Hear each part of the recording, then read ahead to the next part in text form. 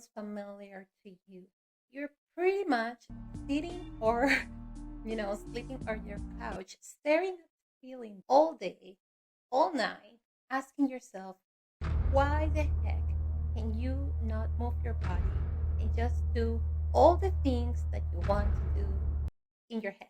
You have so many ideas, you have so many things you want to do, but for some reason, you just don't seem to be able to get your butt out of your couch. Why is that? Hello, my name is Estefania. I'm a senior product designer, contractor, freelancer, digital nomad, and coach and mentor. So, a bunch of things.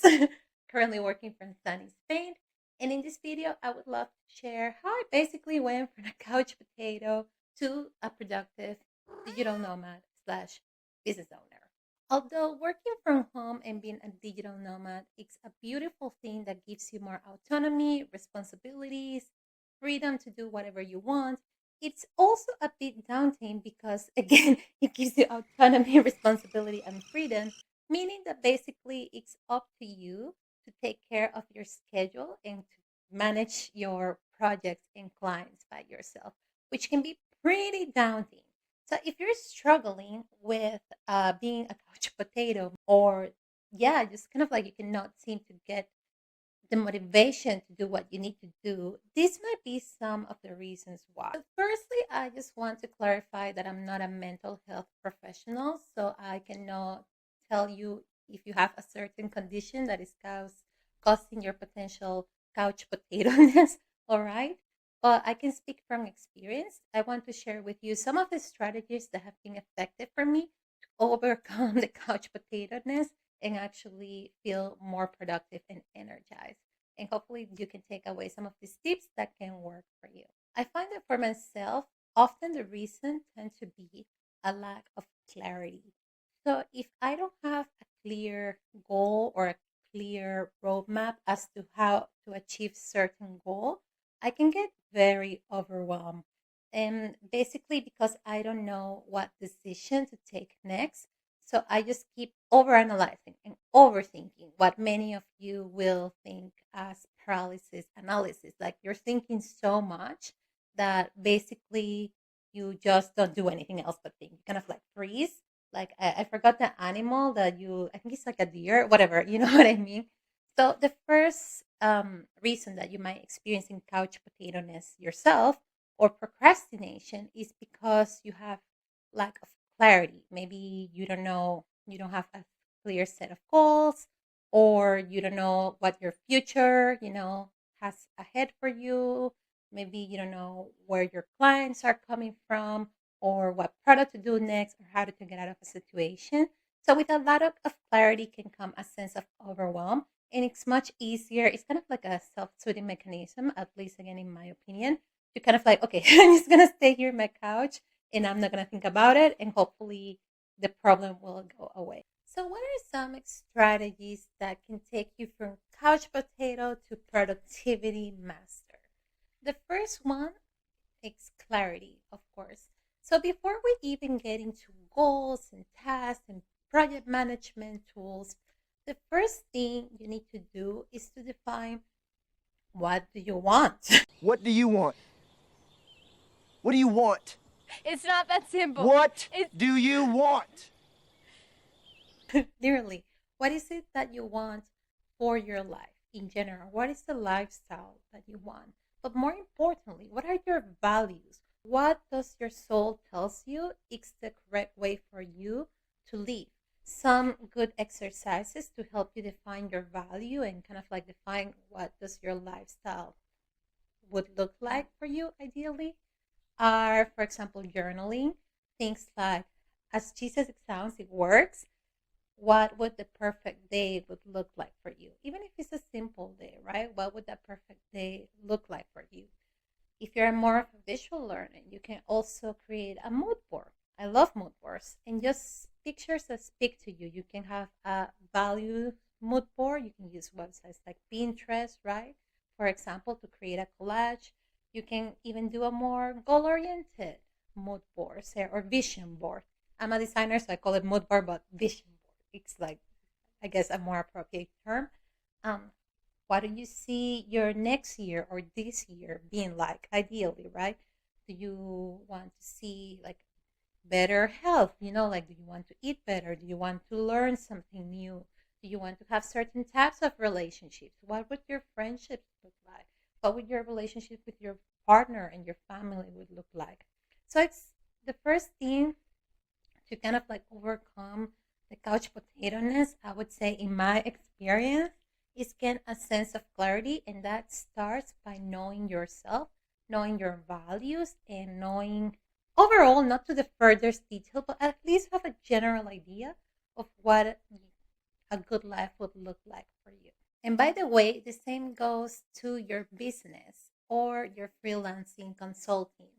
Once you know your values and when you want what you want for your life, you will have the capacity to better define what sort of work do you want to do and what service and value do you want to provide for others. So again, you can do a bit of journaling, see what your ideal day at your career or working for others would look like, right? You can also do a vision board of what your ideal business or career will look like.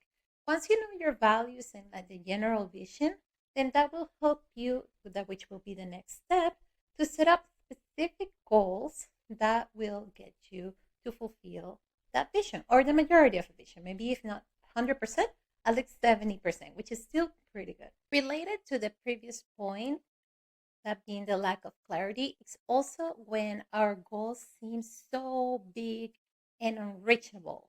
When a task seems too daunting to actually be done or to take care of we might go into a little bit of a panic mode and just be like, okay, I'm just gonna be here, and eventually the task will get resolved by itself. So again, not a mental health professional, but just in my experience, sometimes I have like a big goal. For example, when I wanted to move to Spain, or when I wanted to find a way to pick kind of like the 9 to 5 lifestyle and become more of a freelancer. Like I knew what I wanted, but I wasn't sure how I was going to get it. And it just seemed like this huge task. So instead, I would just kind of like, again, go into a bit of a panic mode and just sit still and just do that. So that can be another reason why you might feel a bit of a couch potatoes ness yourself, or be stuck in a bit of a procrastination state, is because you might feel like you have a goal that is too big to accomplish, and you might not know how to proceed, what step to take next, basically. Once you have your values and your vision defined, then you can add a bit more of clarity and structure that will help you feel motivated by defining clear goals. I am a fan of the 4 disciplines of execution because basically the philosophy of this book is that you don't want to have many goals, because otherwise then you have the same problem that you had before, which is a lack of clarity. You want to choose one, maximum 2 goals per category. Say your work is a category, or your business is a category, your relationships are another category, and so on. And you're going to choose what they call the WIG. Yes, the WIG, which translates to wildly important goal. So this is the goal, right? And then once you choose this WIG, you're going to choose maybe 2 to maybe 3 lead measures. So lead measure is basically anything that is going to help you achieve the goal. So a goal is usually, it has to be, for it to be effective, it should be very clear. So for example, you would have the goal, what it means for the goal to be successful, and I'll explain that in a bit, and the time where the goal should be reached by. So for example, I want to have 1,000 followers, TikTok followers, by December 31st of 2024, right? So you really, really want to define what is the metric of success and by when. Then you would have the lead measures.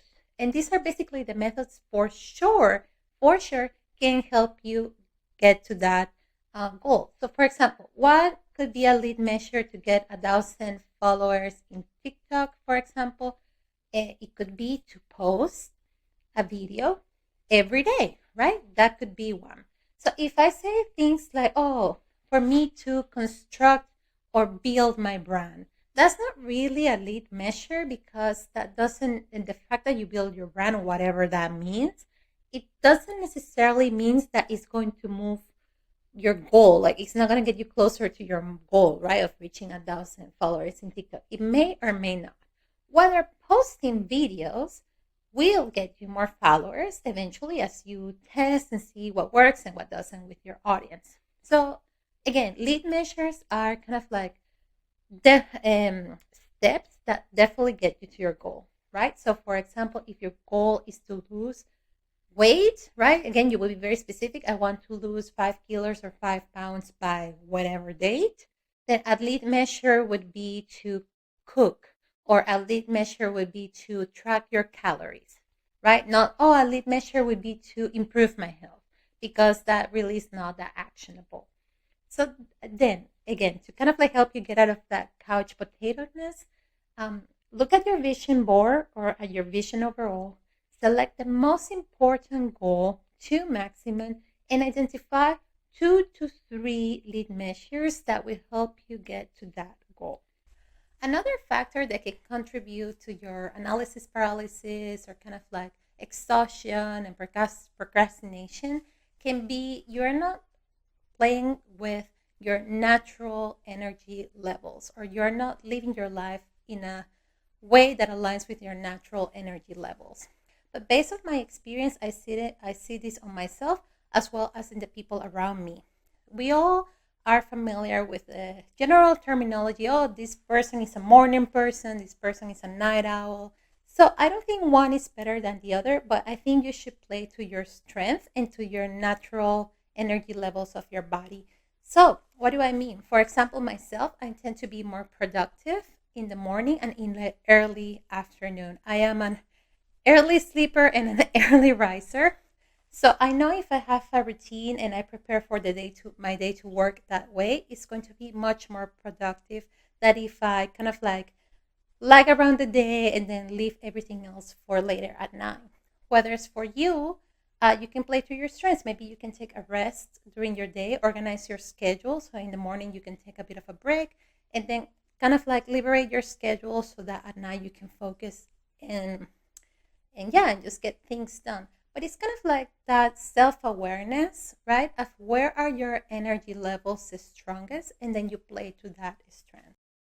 Another reason of your couch potatoiness can be simply a lack of structure.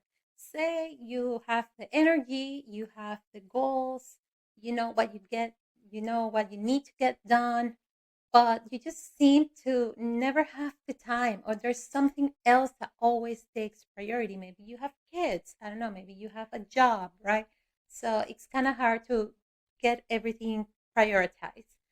So the good thing about this one is it can be a bit simpler to fix, because again, there's many processes and techniques that we can discuss. But yes, usually a lack of structure can lead you to feel overwhelmed, like you never have time. So it's almost like, well, why even bother, right? Like if I cannot even get this done, I might as well just take a rest from all my activities and just watch TV. Another strategy to help you get out of the couch potato phase is to add structure to your life. There is a few ways, there's many ways you can do this, but the most important method you can consider is the method that you're actually going to use. It's like what they say, like the best diet is like the one that you're actually going to follow. I don't know how true that is, by the way, but I do agree that the best method for you to stay organized is the one that works for you. For me, for myself, what works is I love to do what it's called time blocking. So I love working with my calendar. I have a Google Calendar, and every week I organize myself by the week because I think it's just the right amount of time. Like a month might be too much, a week is it's good. A day might be too short, and then I will have to sit every day to organize, which is not always realistic. So I like to organize myself by the week. And then every week I would put time blocks for when I have to do different activities. I would put a time block for when I want to edit a video, shoot a video, when I have coaching sessions, when I'm doing freelance work, right? Even when I'm doing grocery, when I want to do my nails, like I put it when I want to hang out with friends. Well, you get it. I love time blocking. It works for me because, again, I can access my calendar on my phone, very, very accessible. At the same time, it offers enough detail. Like I don't have to do, because I used to do the to-do list like for every, but again, that wasn't realistic for me. Like I wasn't able to every day sit down and do the to-do list. Like the calendar for me is the right level of detail. So I encourage you to explore what works for you. What are some strategies that actually work realistically for you that you think you will follow through? Is it to-do list? Is it maybe time blocking, as I mentioned? Do you need perhaps to set like week goals, right? Can you use just a paper calendar and put some stickers? There are tons of productivity videos with specific strategies. I'm definitely planning to upload more here because I love that. But yeah, those are just some ideas of how you can integrate more structure into your life. But remember, the most important again is that works realistically for your lifestyle. And last but definitely not least, again, not a mental health or physician here professional, but in my experience, the couch potato ness can be due to some sort of imbalance in my personal life, whether there is mental or emotional or physical. Like maybe I'm feeling very anxious, or even like a little bit of depression is creeping in, or maybe I'm not eating that well, or maybe I haven't gone to the gym, or I haven't been exercising or walking around as much as I need to. So, taking care of those basic biological needs, like taking care of your mental health, whatever that looks like for you. If you need to talk to a specialist, like I definitely go to therapy, and it definitely helps with my productivity and everything else in my life. But things like, moving your body around, doing exercising, even if you start in small steps. If you notice that you have kind of like put aside a little bit of your mental, emotional, and physical health, yeah, then that can definitely lead to a sense of procrastination, anxiety, a sense of overwhelm, and in colloquial terms, couch potatoes. So the other thing you want to do if you find yourself constantly on the couch eating ice cream, I know I have found myself sometimes that way. You might want to really pay attention to what your body is trying to tell you. So take a bit of account, like what is happening in your body. Like, is your chest feeling tight? And do you have headaches? Like, are you feeling short of breath? Try to really take account of what's happening with your body and start feeling like and recognizing your emotions. Like, are you feeling overwhelmed? Are you feeling anxious? Because if that is the case, from my personal experience, I think it would be beneficial to do practical things to get you out of that stage, such as speaking to a therapist. I definitely recommend therapy if that's what you feel it's the right way to move forward. Things like yoga, getting out of the house for a walk, and even sometimes what have worked for me, because let's be real, if you're a coach there, you're not gonna be like, oh yeah, you're right, Stefania. Let me just tell myself I'm gonna exercise and I'm gonna exercise. No, but what have worked for me is kind of like, okay, how can I make this easier for myself? How can I remove the friction? So one of the ways I like, for example, to get exercise is I sign up for a fun class. I enjoy martial arts, so I sign up for a boxing class. So to me, instead of thinking, oh, I have to exercise, I'm like, well, no, I actually get to go and punch a bag and kind of like release my energy. So that's kind of fun. So when it comes to you and your business and your life in general, you can ask yourself, one, what are my emotions? What am I feeling? What is the potential source of this lethargy? And two, get help if you need it, right? Whether that is from friends or a therapist and a professional. And three, try to make it more fun, like make it less daunting, if you will.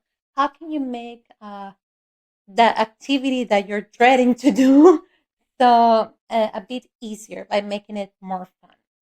So that's it for me today. I hope that these tips were helpful to you. I think it's also helpful to remind ourselves not to be corny or anything, but just to have a bit of self compassion during our journey. And again, just to kind of like pat ourselves in the back for every little step that we take towards our, self development journey, right? So thank you again for watching. Yeah, if you like my video, if you find it helpful, feel free to like and subscribe, and I'll see you in the next video.